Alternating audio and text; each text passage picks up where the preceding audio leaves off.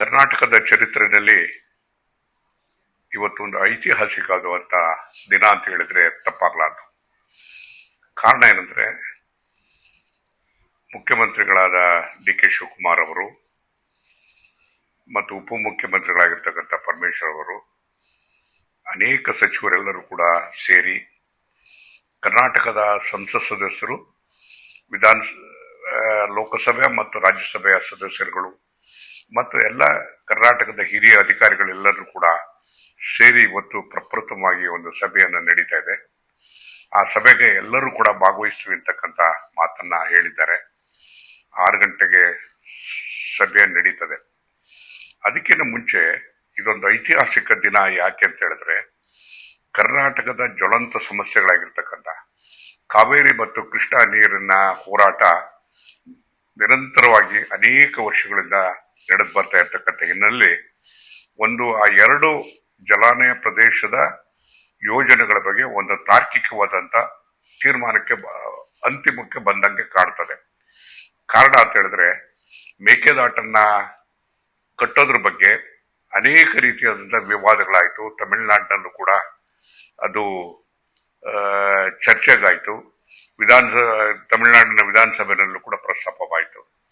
ಅದೇ ರೀತಿಯಾಗಿ ತಮಿಳುನಾಡಿನ ಹಿರಿಯ ಸಂಸದ ಸದಸ್ಯರು ರಾಮದಾಸರವರು ಒಂದು ಪ್ರಸ್ತಾಪವನ್ನ ಮಾಡಿದ್ರು.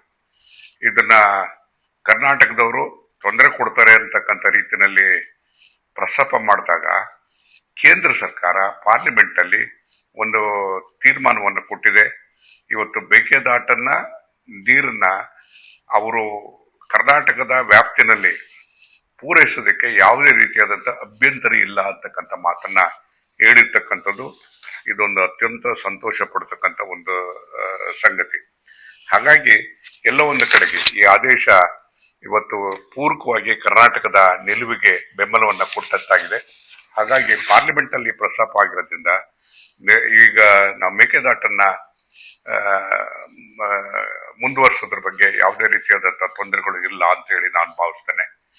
ಅದೇ ರೀತಿಯಾಗಿ ಮುಖ್ಯಮಂತ್ರಿಗಳಾದ ಶಿವಕುಮಾರ್ ಅವರು ಈಗಾಗಲೇ ತಮಿಳುನಾಡಿನ ಮುಖ್ಯಮಂತ್ರಿಗಳನ್ನ ಚರ್ಚೆಗೂ ಕೂಡ ಕರೆದಿರ್ತಕ್ಕಂಥ ಹಿನ್ನೆಲೆಯಲ್ಲಿ ಅವರು ಯಾವುದೇ ಸಂದರ್ಭದಲ್ಲೂ ಕೂಡ ಭೇಟಿ ಆಗ್ಬೋದು, ಅದನ್ನು ವ್ಯಾಪಕವಾದಂತ ಚರ್ಚೆ ಆಗ್ತದೆ ಅಂತಕ್ಕಂಥ ವಿಶ್ವಾಸ ನನಗಿದೆ. ಅದೇ ರೀತಿಯಾಗಿ ಕೃಷ್ಣಾದಲ್ಲಿ ಇವತ್ತು ಆಲ್ಮಟ್ಟಿನಲ್ಲಿ ಸುಮಾರು 173 TMC ನೀರನ್ನ ಅದನ್ನ 2011ರಲ್ಲಿ ಅದು ತೀರ್ಮಾನ ಆಗಿ 13ರಿಂದ 20ರವರೆಗೂ ಕೂಡ ಯೋಜನೆಯನ್ನ ಪೂರೈಸೋದಕ್ಕೆ ಸಾಧ್ಯ ಆಗಿಲ್ಲ. ಕೋಟ್ಯಾಂತರ ರೂಪಾಯಿಯನ್ನ ನಾವು ಖರ್ಚು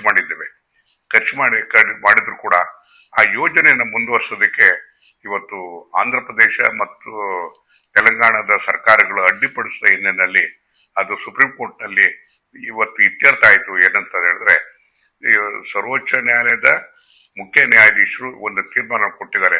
ಕೆಲವೇ ದಿವಸದಲ್ಲಿ ಅದನ್ನ ಕೈಗೆತ್ತಿಕೊಂಡು ಅಂತಿಮವಾದಂತ ನಿರ್ಣಯವನ್ನ ಕೊಡ್ತೀವಿ ಅಂತಕ್ಕಂಥ ಮಾತನ್ನು ಕೂಡ ಹೇಳಿರ್ತಕ್ಕಂಥ ಹಿನ್ನೆಲೆಯಲ್ಲಿ ಸುಮಾರು 15 ವರ್ಷದಿಂದ ಕಗ್ಗಂಟಾಗಿದ್ದಂತ ಆ ವಿವಾದ ಇತ್ಯರ್ಥಕ್ಕೆ ಒಂದು ದಿನ ನಿಗದಿಯಾಗಿರ್ತಕ್ಕಂಥದ್ದು ಒಂದು ಸಂತೋಷ ಪಡ್ತಕ್ಕಂಥ ಸಂಗತಿ ಅಂತಕ್ಕಂಥ ಮಾತನ್ನು ಹೇಳಿ, ಬಹುಶಃ ಎಲ್ಲ ಒಂದು ಕಡೆಗೆ ಸರಿ ದಿಕ್ಕಿನಲ್ಲಿ ಸರಿಯಾದ ದಾರಿನಲ್ಲಿ ಕರ್ನಾಟಕ ಸರ್ಕಾರ, ಕೇಂದ್ರ ಸರ್ಕಾರ ಮತ್ತು ಅಲ್ಲಿ ಎಲ್ಲ ಸಮಸ್ಯೆಗಳನ್ನ ಬಗೆಹರಿಸೋದಕ್ಕೆ ಅತ್ಯಂತ ಪ್ರಾಮಾಣಿಕವಾಗಿ ಕೆಲಸವನ್ನು ಮಾಡ್ತಿದೆ ಅಂತ ಹೇಳೋದಕ್ಕೆ ನನಗೆ ಅತ್ಯಂತ ಸಂತೋಷ ಆಗ್ತದೆ.